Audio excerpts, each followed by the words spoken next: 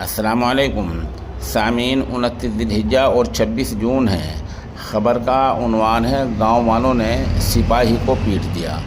معاملہ اتر پردیش کے آگرہ علاقے کا ہے۔ آگرہ کے تھانہ کھدولی علاقے کے نندلال پور میں آج جمعرات کے دن علی گڑھ پولیس میں تعینات ایک پولیس والا شادی شدہ محبوبہ کے گھر میں پہنچ گیا۔ چوری چھپے بھاگنے پر گاؤں والوں نے چور سمجھ کر اچھی طرح دھنائی کر دی۔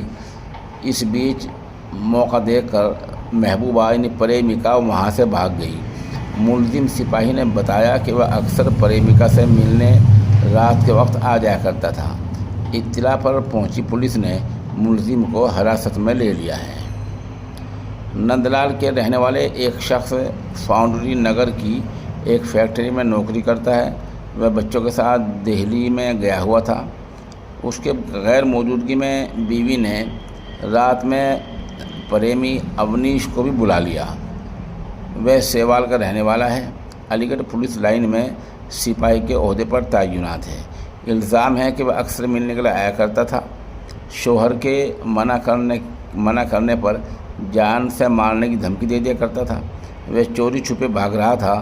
گاؤں والوں نے صبح 4 بجے چور سمجھ کر اچھی طرح پٹائی کر دی۔ پولیس معاملے کی مزید چھان بین کر رہی ہے۔